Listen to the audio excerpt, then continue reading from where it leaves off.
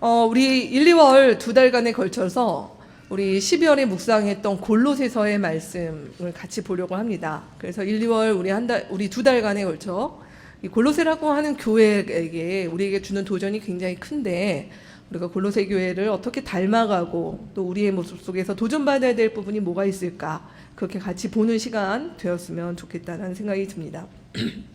제가 한번 기도하고 오늘 말씀 같이 나누도록 하겠습니다. 하나님 감사합니다. 2017년 새해를 시작하며 하나님, 우리가 말씀 앞에 섰습니다. 하나님, 이 한 해는 하나님, 우리가 말씀을 보는 것이 아니라 말씀이 우리의 인생과 우리의 생각과 우리의 삶을 조망하는 그 귀한 은혜가, 그 놀라운 은혜가 이 자리에 있는 우리 형제자매 모두에게 임하는 귀한 은총회가 되기를 원합니다. 하나님 역사하여 주시옵소서. 예수님의 이름으로 기도합니다. 아멘. 네, 여러분 설교 안에 있는 우리 골로새서 말씀을 한번 읽어보면 좋겠습니다. 먼저 1, 2절만 같이 한번 읽어보실까요? 1, 2절 말씀 같이 읽겠습니다. 하나님의 뜻으로 그리스도 예수의 사도가 된 나 바울과 형제인 디모데가 골로새에 있는 성도들, 곧 그리스도 안에 있는 신실한 형제자매들에게 이 편지를 씁니다. 우리 하나님 아버지께서 내려주시는 은혜와 평화가 여러분에게 있기를 빕니다. 네, 2017년을 시작하며 오늘 저희 업계에서는 이렇게 표현을 해도 될까요? 예, 목사들의 업계에서는 이 12월 말과 1월 초가 교인들의 대이동이 있는 시기입니다. 그래서 전에 출석하셨던 교회를 2016년에 잘 마무리하시고 이미 교회를 옮겨야겠다는 마음은 그 전에 이미 하셨는데, 맡고 있는 여러 봉사와 섬김의 특성상 중간에 나올 수는 없으니 한 해를 마무리를 잘 하시고 각종 회의와 총회까지 잘 마무리하신 다음에 이제 1월 첫 주부터 이제 교회를 한번 다녀보시는 거죠. 먼저 리서치 좀 하셨다가 그러는 시즌이 요 시기입니다. 네. 아마 이 자리에도 어떤 분들은 그런 고민 끝에 저희 교회를 오늘 어떤 교회인가 하고 보러 오신 분들이 좀 계신 것 같습니다. 감사합니다.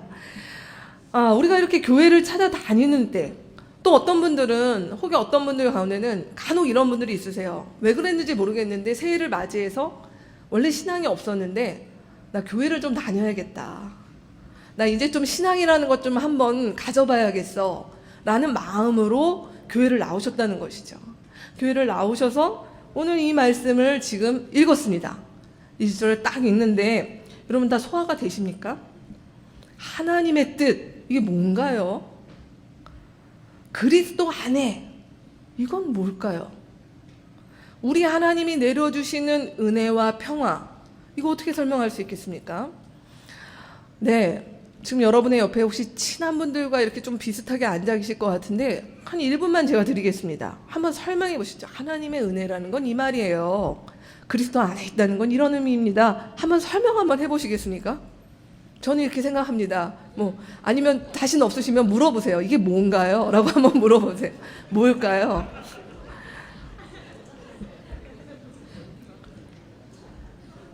네. 네. 네, 굉장히 적극적으로 하고 계시는 분들도 계시고, 네, 1월 첫 주 예배 때 왜 또 이러시나 하는 그런 표정으로 저를 바라보고 계시는 분들도 있습니다.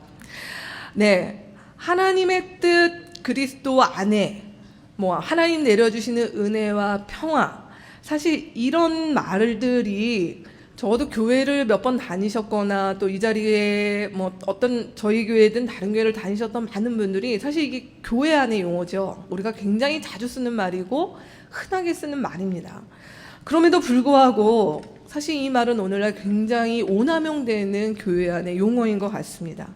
같은 단어를 씀에도 불구하고 같은 사건을 바라보면서 하나님의 뜻이라고 얘기할 때 다른 말과 다른 행동들이 그리스도 안에, 이 땅의 한국의 교회인 그리스도인들 가운데 다양하게 나오고 있습니다. 하나님의 뜻이라는 이름으로 각기 상반되는 행동과 위치 가운데 놓여서 있는 경우들이 굉장히 많이 있다라고 하는 것이죠.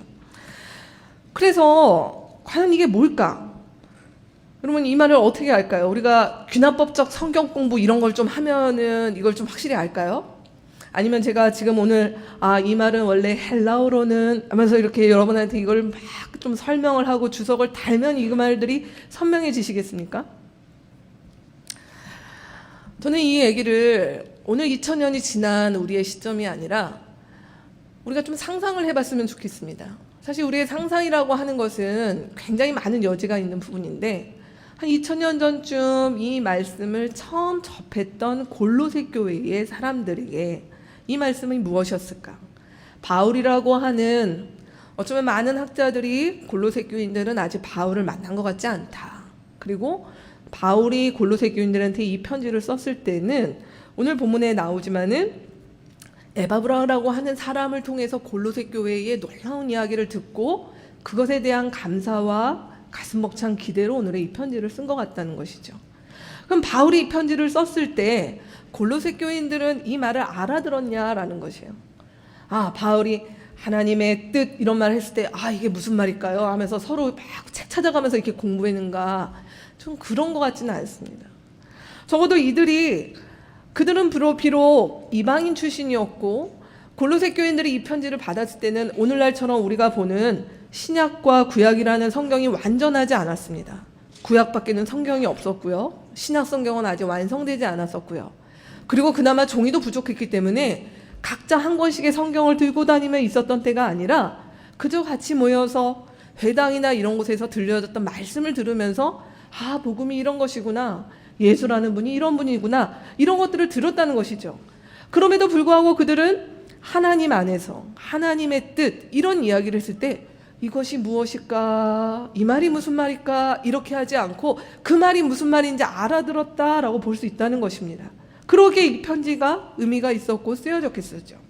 자, 그렇다면 오늘 우리가 얘기하고 있는, 우리 그렇게 많이 얘기하지만 정작 우리 입에서 아주 명쾌하게 나오지 않는 하나님의 뜻, 하나님의 안에, 그리고 하나님께서 주시는 은혜와 평화라고 하는 것들이 골로새 교인들은 어떻게 이해를 했던 것일까?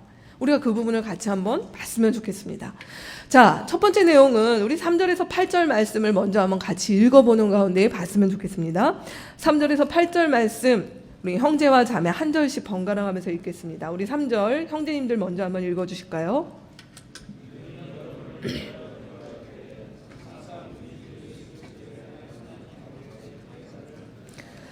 우리는 그리스도 예수에 대한 여러분의 믿음과 모든 성도를 향해서 여러분이 품고 있는 사랑을 전해 들었습니다.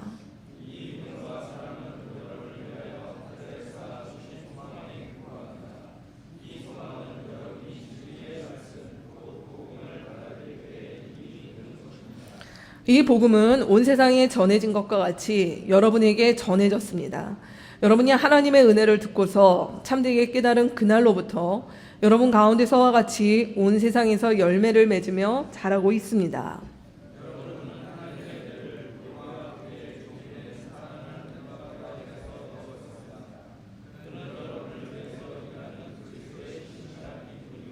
성령 안에서 여러분의 사랑을 우리에게 알려준 사람입니다. 여러분의 설교안에 오른쪽에 이렇게 그림이 있습니다. 이 3절에서 8절 말씀을 그냥 제가 좀 정리를 해놓은 건데 같이 보시면 좋겠습니다. 오늘 3절에 보면 바울이 뭐라고 얘기하냐면 바울이 기도한다고 얘기합니다. 그리고 그 기도의 내용은 뭐냐면 감사라는 거예요. 근데 그 감사라고 하는 것에 그 내용이 뭐냐? 하나씩 언급되죠. 믿음에 대해서, 골로새 교인들의 믿음에 대해서, 그리고 그들의 사랑에 대해서, 그들의 소망에 대해서 감사하다라고 이야기하고 있습니다. 볼펜이 있으신 분들은 그 믿음, 사랑, 소망 굉장히 익숙한 단어들이죠. 거기다 한번 이렇게 체크를 한번 해보셨으면 좋겠습니다. 지금 바울이 감사하는데 믿음과 사랑과 소망, 골로새 교인들이 가지고 있는 이 세 가지에 대해서 감사하다라고 이야기를 하고 있어요. 근데 이 믿음과 사랑과 소망을 그냥 말하지 않고 꼭 앞에 설명이 붙었습니다. 자, 믿음부터 먼저 한번 볼까요? 믿음은 어떤 믿음이라고요? 예수님에 대한 믿음이다라고 이야기를 하고 있습니다. 골로새 교인들이 누군가에 의해서 복음을 받아들이고 그들에게 믿음이 있다는 것은 믿음의 가장 중요한 본질은 무엇입니까? 예수님이 누구시냐는 거죠. 예수님이 어떤 분이시고 무슨 일을 하셨는가, 그리고 그가 나에게 어떤 의미가 있는가라고 하는 그 고백의 내용이 믿음의 가장 중앙부에 놓입니다. 지금 골로새 교인들의 이 믿음이라고 하는 것은 그냥 우리가 저 교회 다녀요. 네, 예수님 믿습니다 하는 정도의 내용이 아니라 이 당시 로마 황제만이 오로지 주라는 표현을 쓸 수 있었던 이때에 오늘 바울이 얘기했던 3절에 나오는 우리 주 예수 그리스도라고 하는 것에 대한 그 고백이 믿음의 내용이라는 것이죠. 예수가 누구십니까? 라고 얘기할 때 예수는 그 당대에 여러 그리스 신화에 나오는 신들의 하나, 아니면 유대라고 하는 작은 민족이 믿었던 어떤 하나님과 관련된 어떤 신이 아니라 오늘 골로새 교인들이 고백하는 이 주라고 하는 고백에는 누가 들어있는가? 바로 천지를 만드시고 이 세상을 만드신 유일하신 왕, 유일하신 주, 그분이 바로 예수님입니다 라고 하는 그 고백이 그들의 믿음 가운데 있다라고 하는 부분이에요. 이 믿음의 고백을 한 사람들이 어떻게 되냐고요? 그 믿음의 고백은 바로 사랑으로 연결이 됩니다. 그 사랑은 뭐라고 표현되어 있습니까? 어떤 사랑이라고요? 사도 4절에 보면은 모든 성도를 향한 사랑이다 라고 얘기를 합니다. 여러분, 골로새 교회가 얼마나 컸을 거라고 생각하세요? 골로새 교회는 교인이 몇 명이었을까요? 몇 명이었을까요? 큰 건물이 있었을까요? 복음이 막, 우리 그런 거 있잖아요. 사도행전에 보면은 베드로가 설교를 하니까 막 3,000명, 5,000명 막 이렇게 회심이 일어났으니까 골로새 교회도 적어도 한 500명? 이렇게 모였을까요? 어떠셨을 것 같습니까? 모르죠. 저희 잘 모릅니다. 잘 모르지만 1세기의 많은 교회들은 사실 지금 우리가 모이는 가족교회 정도의 정도의 그 규모 정도밖에 되지, 각자의 집이 수용할 수 있는 인원 정도밖에 되지 않았을 거라고 봅니다. 그들이 골로새 지역의 교회를 대표했던 것이에요.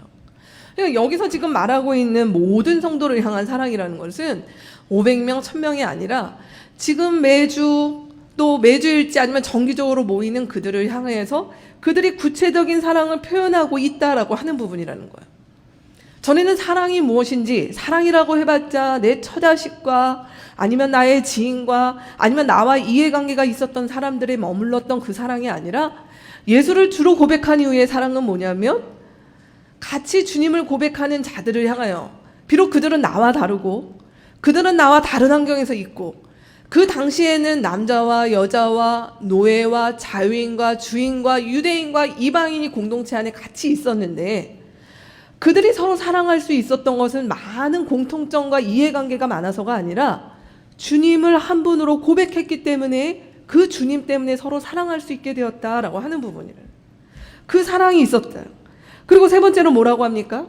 그들 가운데 이 믿음과 사랑은 어디에 근거한다고요? 소망에 근거한다라고 이야기를 합니다. 근데 그 소망에 대해서 얘기할 때 뭐라고 얘기하냐면 하늘에 쌓아둔 소망이라고 표현하고 있어요.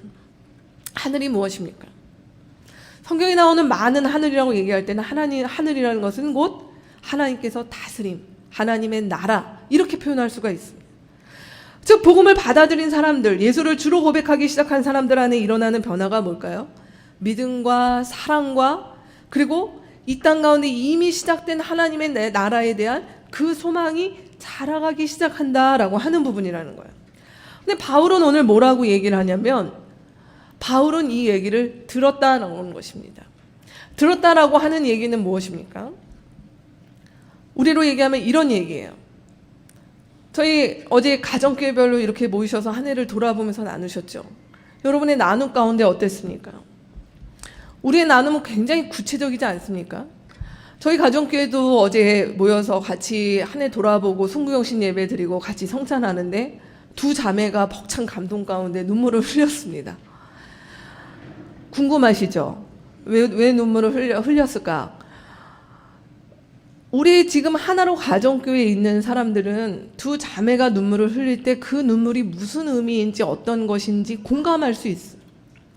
왜냐하면 우리가 같이 시간을 보내왔고 같이 가정교회를 하면서 어떤 우여곡절과 일들 속에서 변화되고 그들의 믿음과 사랑과 소망이 하나님 앞에서 다져졌는지에 대한 것들을 구체적으로 알 수 있다라고 하는 부분이라는 거예요.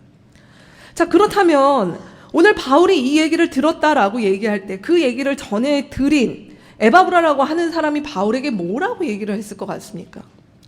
그냥 두루뭉실하게 골로새 교회는 은혜 가운데 있습니다. 바울 사도님, 골로새 교회는 지금 믿음이 충만합니다. 그렇게 이야기를 했겠습니까? 저는 그렇게 보지 않습니다. 오늘 말씀이 우리 가운데 보여주는 어떤 여지는 뭐냐면, 바울 사도님, 우리 교회 가운데 이러이러한 형제가 있습니다.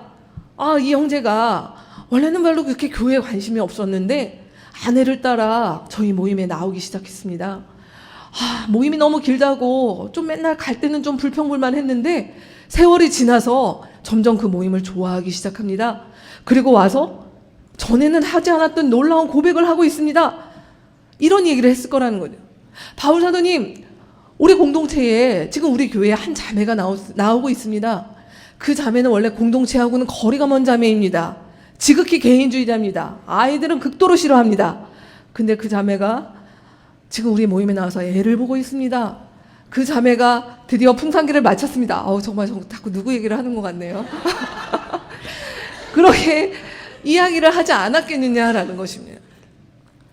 바울이 이야기하고 있는 골로새 교회의 믿음과 사랑과 소망이 자랐다라고 하는 얘기는 그냥 이렇게 보기 좋은 어떤 기독교적인 용어를 쓴 것이 아니라 그 믿음과 사랑과 소망이 자랐다고 얘기할 때는 거기에 구체적인 누군가가 있는 거라는 거예요.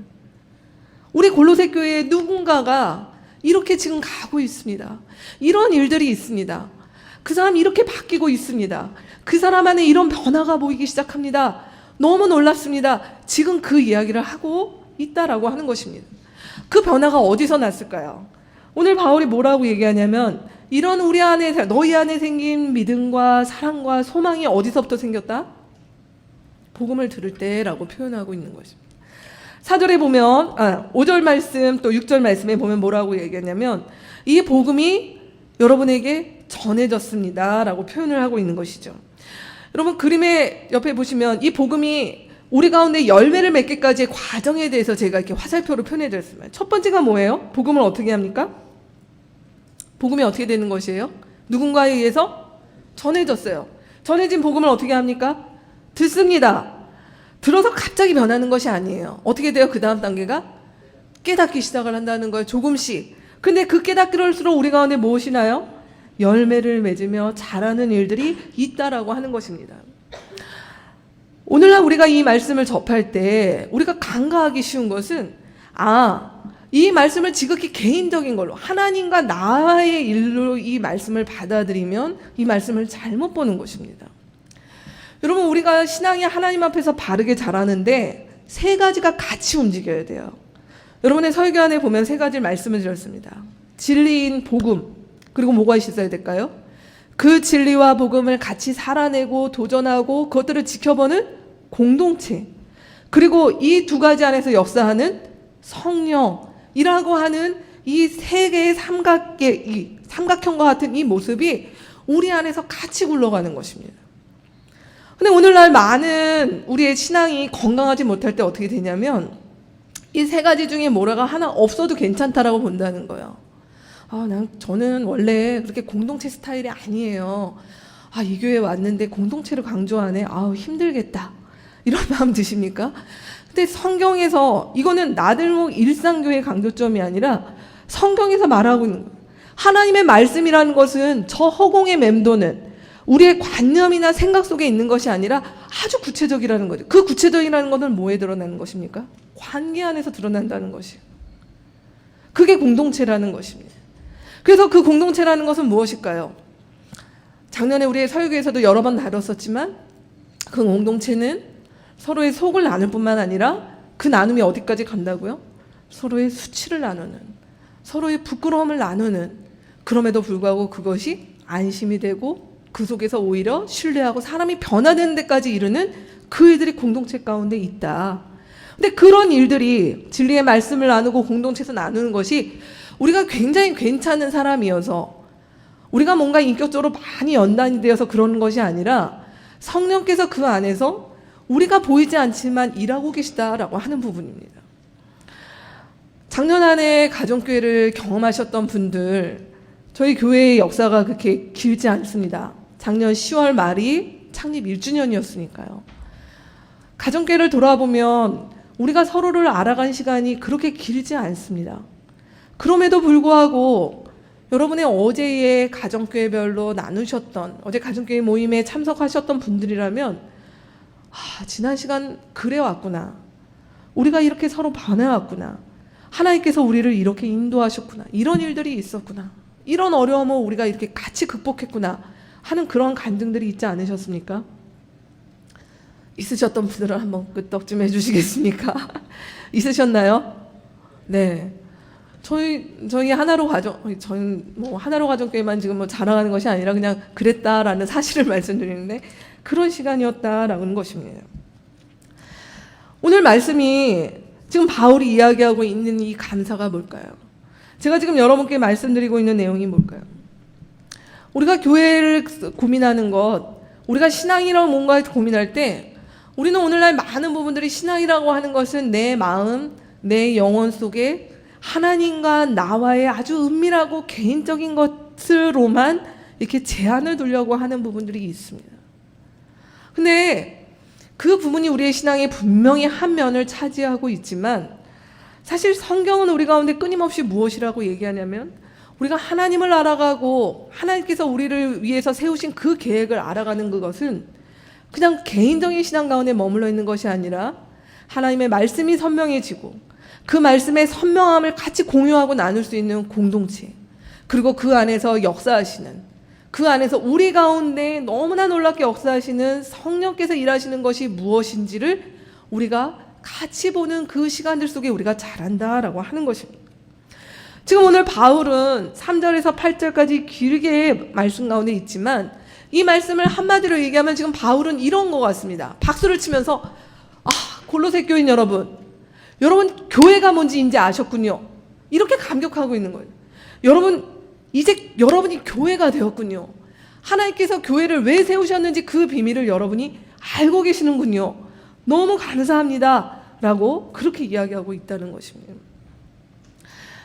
2016년을 마무리하며 우리는 또 올해도 바쁘게 시간이 지나가면서 내년 이맘때 언젠가 제가 또 그렇게 얘기하겠죠. 2017년을 마무리하며 해마다 이런 말들을 할 때 우리가 그때 그냥 감사, 우리가 서로에게 나누는 축복, 그 일들은 허공에서 떠다니는 공허한 말들이 아니라 아주 구체적이고 우리가 서로가 서로에게 알 수 있는 그런 열매로 드러나는 감사를 하나님께서 우리 가운데 쌓아가기를 원하십니다.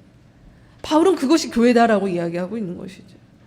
교회는 그냥 나만 홀로 나와서 하나님 앞에 거룩한 마음으로 예배드리는 곳이 아니라 우리가 그렇게 진리를 같이 살아내고 경험하며 우리의 한 해를 돌아봤을 때 내가 누구를 향해서 이 앞에 있는 지연자매를 바라볼 때 2016년을 바라볼 때 내가 이야기할 수 있는, 우리 종우 형제를 바라볼 때 이야기할 수 있는, 희연을 바라볼 때 우리가 같이 나눌 수 있는 그 구체적인 열매 가운데 드러나는 믿음과 사랑과 소망, 그리고 그것이 감사로 표현되는 그 일들이 교회 안에 있다. 그것이 교회다라고 바울이 이야기하고 있는 것입니다. 자, 그러면 그 일들을 경험하면 우리가 어떻게 될까요? 이제 9절에서 12절까지의 말씀이 그 얘기를 하고 있습니다. 바울은 이제 그 일들을 구체적으로 알게 되고 겪게 되고 보게 되고 들으면서 바울은 너무나 벅차서 지금 9절에서 12절에 기도하고 있습니다. 같이 한 목소리로 읽겠습니다. 그러므로 우리가 여러분의 소식을 들은 그 날로부터 우리도 여러분을 위하여 쉬지 않고 기도합니다. 우리는 하나님께서 여러분에게 모든 신령한 지혜와 총명으로 하나님의 뜻을 아는 지식을 채워주시기를 빕니다. 여러분이 주님께 합당하게 살아감으로써 모든 일에서 그분을 기쁘게 해드리고 모든 선한 일에서 열매를 맺고 하나님을 점점 더 알고 하나님의 영광의 권능에서 오는 능력으로 강하게 되어서 기쁨으로 끝까지 참고 견디기를 바랍니다. 그리하여 성도들이 받을 상속의 몫을 차지할 자격을 여러분에게 주신 아버지께 여러분이 빛 속에서 감사를 드리게 되기를 우리는 바랍니다. 설교안에 보시면 이렇게 나선형 이렇게 그림으로 제가 표현되어 있습니다. 이 9절에서 11절 말씀은 그냥 기도가 아닙니다. 이 기도는 뭐냐면 지난 한 해 지금까지 그 믿음과 사랑과 소망에서 이렇게 잘한 자들이요, 내가 이제 다 여러분들을 보면서 여러분들이 이렇게 앞으로 또 갈 것을 기대합니다. 실제 나는 이것이 눈으로 그려집니다 하면서 바울이 기도한 것입니다. 그 구체적인 기도가 뭘까요? 오늘 뭐 하시라고 얘기합니까? 바울이 기도합니다. 이제 이들이 어떻게 될까요? 아직 다 완성되지 않았고 아직도 더 누려야 되고 더 풍성한 것들을 하나님께 더 주셨으니 이걸 위해서 기도합니다. 어떻게 기도한다고요? 9절 말씀에 보면 하나님을 더 알아가기를 기도한다. 하나님이 누구신지, 그냥 그 하나님이 내가 10년 전에 고백했던 고백이나 5년 전에 고백했던 고백이나 올해 고백했던 고백이 그냥 하나님은 하나님이시지 하는 그 고백이 아니라, 우리 하나님은 우리의 언어와 우리의 인생으로 다 담을 수 없는 분이시잖아요.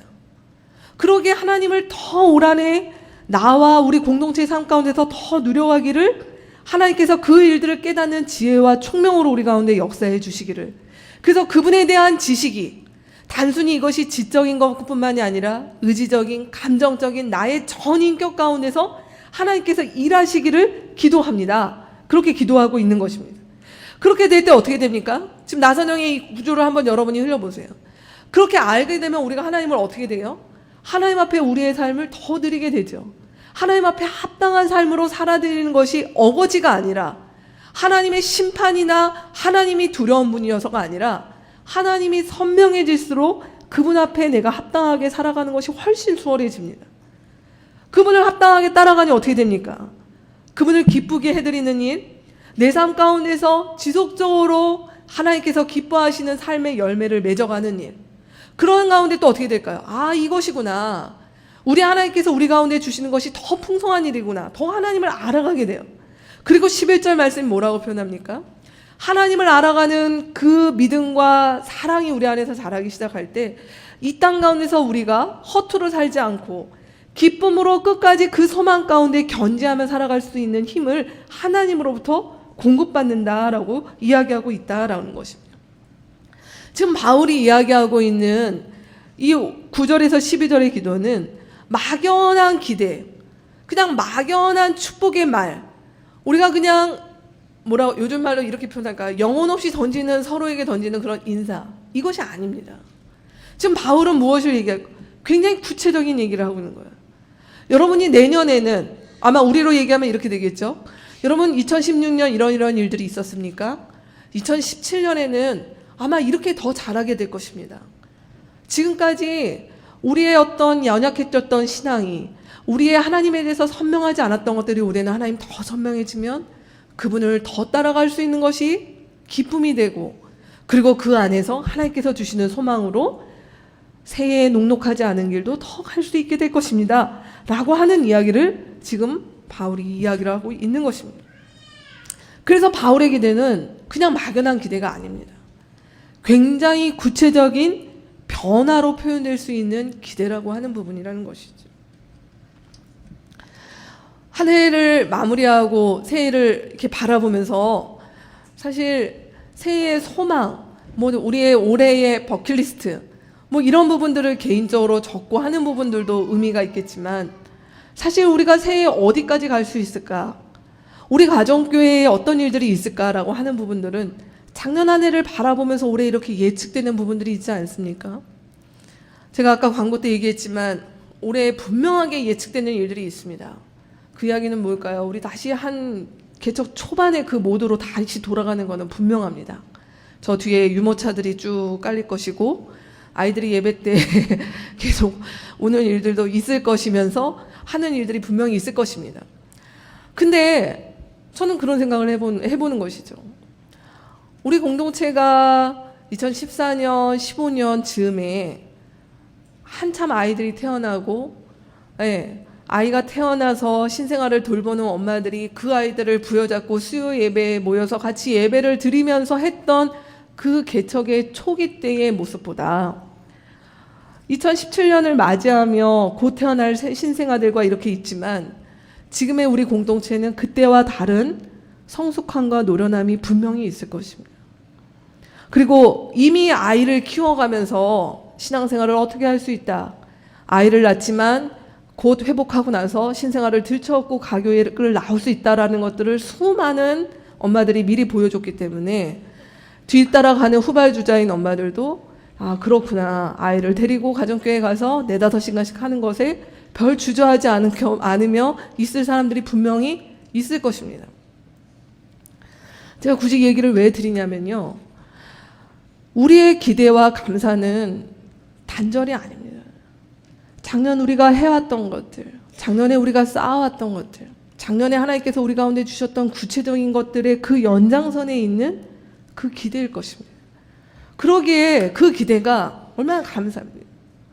우리가 이 한 해가 끝날 때 아 우리 올 초에 이런 것들을 기대했었지, 우리 가정교회가 이런 것들이 전망되었지만 우리가 두려워하거나 하는 것이 아니라 또 함께 기도하면서 같이 뚫어가는 그 재미와 그 스릴을 우리가 같이 느꼈었지 하는 그러한 나눔이 올 연말에 또 있을 것 같지 않습니까? 저는 그래서 참 기대가 되는 것 같습니다. 바울은 오늘 그러한 기대 가운데 이러한 것들을 나누고 있습니다.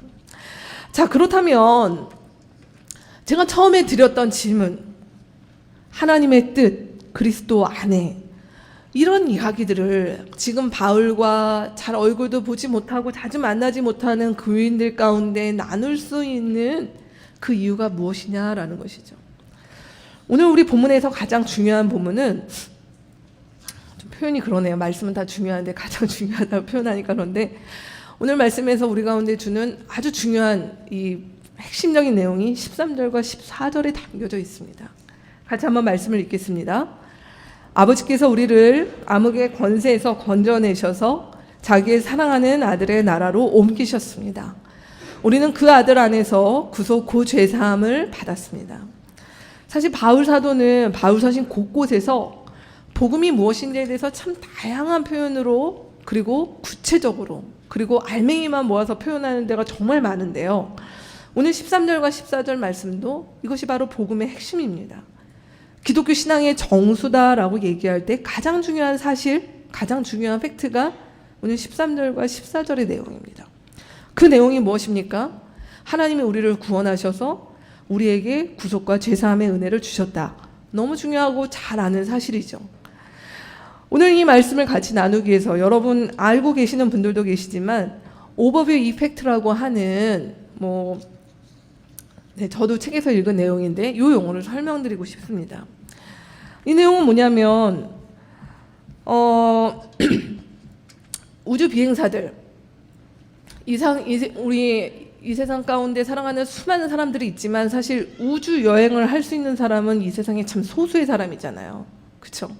굉장한 경험이죠. 근데 이 우주 비행사들을 연구했던 사람이 있나 봅니다.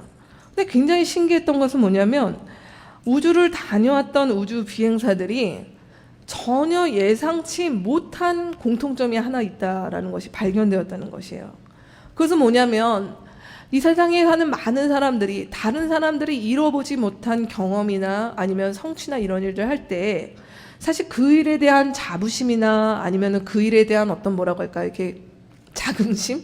이런 일들 가운데 도취되어 있는 경우가 굉장히 많은데, 그쵸? 남들이 안 가보는 데를 간다거나 안 해본 일들을 해본 사람들이 우리가 입지적인 인물이고 하는 일들에 대해서 많은 사람들이 영웅시하잖아요. 이 우주 비행사들이 충분히 그럴 수 있는 자격이 충분함에도 불구하고 생각보다 거의 대부분의 우주 비행사들이 우주를 다녀오고 나면 그 자부심에 도취되었는 삶이 아니라 굉장히 오히려 겸손해지고, 그리고 오히려 주변에 돌아와서 자연을 아끼거나 아니면 자신이 주어진 삶에 대해서 소박하게 사는 삶을 선택하는 경우가 많다는 것이에요. 왜 그럴까 하고 봤더니 그 사람들이 일괄되게 고백하는 것이 무엇이냐면, 우주 비행사가 돼서 우주에 나가 우주를 바라보고 지구를 바라볼 때 이들이 어떤 경험을 하게 되냐면 자신의 운명이나 자신의 가치관에 일대의 변화가 생기는 것이에요. 내가 저 지구에서 살아갈 때 난 열심히 산다고 살았는데 내가 그 작은 틈바구니에 대해서 내가 씨름하며 고군분투하며 살았던 것들이 넓은 세계 가운데 들어가게 돼서 보니 그 일들이 그렇게 내가 아둥바둥 해야 될 일들이 아니라는 것들, 그리고 그 우주의 관점에서 보면 내 인생이라고 하는 것들을 참 겸손하게 살 수밖에 없다, 그것들을 깨닫게 되는 일들을 하게 됐다. 그래서 자신을 살아가는 인생에 대한 관점과 시각과 자신의 인생을 바라보는 것들이 완전 달라진 일종의 그것이 뭐 신적 경험이라고 표현할 수 있을까요? 그런 경험을 하고 돌아온다는 것이에요.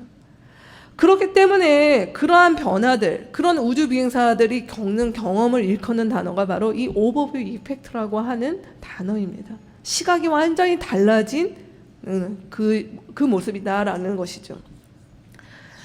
여러분, 제가 이 단어를 굳이 차용하는 이유는 우리가 신앙을 갖는다라고 하는 것은 그저 어떤 나의 인생을 길게 봤을 때 괜찮은 보험을 하나 드는 정도의 수준이 우리가 신앙생활을 하는 것이 아닙니다. 오늘 이 말씀이 우리 가운데 무엇을 얘기하고 있을까요? 오늘 이 말씀은 우리 가운데 얘기합니다. 그저 인생이라고 하는 것이 각자 나의 생각과 나의 가치관과 내 열심으로, 아니면 내가 처음에 갖고 태어난 어떤 거나, 아니면 내가 후천적으로 개발하거나 어떻게 취득했던 그걸로 그냥 한평생 나름 크게 문제 일으키지 않으면 살다 가는 것으로 하나님께서 우리의 삶을 주지 않으셨다는 것이에요. 성경 우리 가운데 무엇을 얘기하고 있는 거냐면 우리의 인생이 무엇이냐. 오늘 13장 14절에서 뭐라고 얘기하는가? 여기에 말씀에 정수가 있습니다. 우리는 원래 하나님과 아무런 상관없던 자들이에요. 근데 하나님은 어떤 길을 열어놓으셨다고요? 우리가 감히 하나님을 아버지라고 부를 수 있는 길을 열어놓으셨다고요. 원래 우리는 누구였습니까? 암흑의 권세에 있었던 자들입니다. 사망 가운데 놓였던 자들입니다. 죽을 수밖에 없는 자들입니다. 이 세상에서 아무리 성공했다 하더라도 죽음으로 결국 끝나고 한 줌의 흙으로 돌아갈 수밖에 없던 자들입니다. 그랬던 자들을 우리를 주님께서 어떻게 하셨다고요? 그 권세에 놓이지 않고 자기의 사랑하는 아들의 나라, 여기는 천국의 저대에 있는 우주 어딘가에 있는 행성이 아니라 이 말은 하나님의 다스림 가운데 있는 자들, 하나님을 아버지라고 부를 수 있는 자들의 자리로 우리를 옮겨 놓으셨다고요. 옮기고 있다가 아니라 옮겨 놓으셨다고요. 끝났다는 얘기입니다. 그 길이 열려져 있다는 것입니다. 그래서 이제 우리는 어떻게 되었다고요? 하나님과 상관없이 살았던 죄의 노예가 아니라 이제는 우리가 구속을 받은, 하나님과의 관계가 회복된 의인으로 하나님 앞에 설 수 있는 길이 우리 가운데 열렸다라고 하는 것입니다. 그럼 이 말씀을 지금 바울이 왜 이러는가? 우리가 신앙생활이 마치 뭐라고요? 우주 비행사들이 내가 이렇게 그냥 열심히 그 어려운 많은 관문을 통과해서 우주 비행사가 돼서 내가 이런 대단한 체험을 한 걸 가지고 하면서 우주에 가서 보니 무엇을 느꼈다는 것입니까? 내 존재의 유한함과 참 먼지 같은 인생을 바라보면서 지금껏 나를 붙잡고 애걸복걸했던 많은 것들을 바라보는 시각이 완전 바뀌었다는 것이에요. 근데 이것이 우주를 나가면 되는 일이 아니라 오늘 성경 우리 가운데 뭐라고 얘기합니까? 우리가 말씀을 제대로 보는 것, 우리가 진리에 제대로 접속하는 것, 하나님이 누구신지 제대로 인식하는 것은 이 세계가 열린다는 것이에요. 이 시야가 열린다는 것이에요. 하나님은 아버지시구나. 우리를 위해서 하나님께서 놀라운 일을 하셨구나. 내가 이제 그분의 다스림 가운데 들어갈 수 있는 길이 열렸구나. 그렇다면 내가 이제 인생을 어떻게 살아야 되지? 내가 내 인생의 우선순위와 내가 그렇게 중요하다고 여겼던 것들이 과연 하나님께서 하신 이 일들 앞에 그렇게 의미가 있는 일인가? 그렇게 중요한 일인가? 나는 이 한 해도 오랫동안 직장에서 나의 승진이나 아니면 관계나 아니면 피곤한 여러 일들 가운데 있지만 어쩔 수 없다라고 얘기하는 그 일들에 대해서 다 한 번씩 점검해 보시라는 거예요.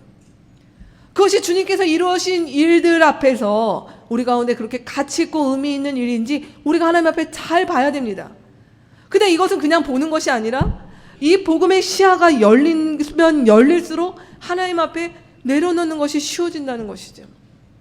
이게 바울이 오늘 우리 가운데 던지는 도전인 것입니다. 골로새 교인들이 왜 이게 가능합니까? 그들의 믿음과 사랑과 소망이 왜 자랐을까요?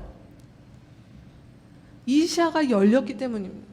하나님이 누구시며 복음이 무엇인지에 대해서 선명해지면 선명해질수록 하나님의 뜻이 무엇인지, 그리스도 안에 있음이 무엇인지, 하나님의 은혜의 평화가 무엇인지 바울이 서두에 던졌던 그 말들이 명확해진다는 것이에요. 구체적이 된다는 것이에요. 그것이 우리의 삶 가운데 어떤 의미가 있는지, 그래서 지금 나와 함께 이 길을 가는 지극히 평범한 사람들과의 이 모임이 무슨 의미가 있는지 비로소 모든 것들이 자리 잡고 선명해지기 시작한다라고 하는 부분인 것입니다. 말씀을 맺겠습니다. 저희 공동체는 오늘 교회를 고민하면서 오시는 분들이 이 자리 가운데 제법 많으신 것 같습니다. 여러분이 어떤 교회를, 나도 일산교회는 완벽한 교회는 아닙니다. 저희 교회도 들어와 보시면 이것저것 이렇게 있습니다.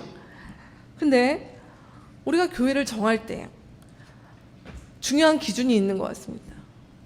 그것은 무엇이냐? 설교가 좋은, 설교를 잘하는 목사님이 있는 교회, 저희 교회는 잘 아닌 것 같습니다. 아직 갈 길이 멀고요. 시설이 좋고 주일학교가 잘 돼 있는 교회, 앞으로도 저희 교회는 갈 길이 멀은 것 같습니다. 절대 그럴 일도 거의 없을 것 같고요. 만약 그런 교회를 찾으셨다면 이 자리에 오지 않으셨겠죠.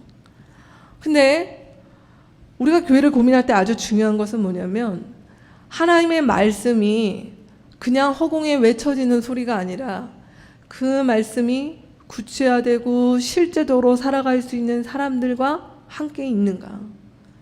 그리고 그 진리라고 하는 것들, 그 살아냄이라고 하는 것이 그냥 그렇게 신앙생활 하는 것이 아니라 우리가 마지막에 봤던 하나님께서 우리를 위하여 하셨던 일들이 내가 한 해 두 해 이 공동체와 가면 갈수록 이 말씀이 선명해지는가.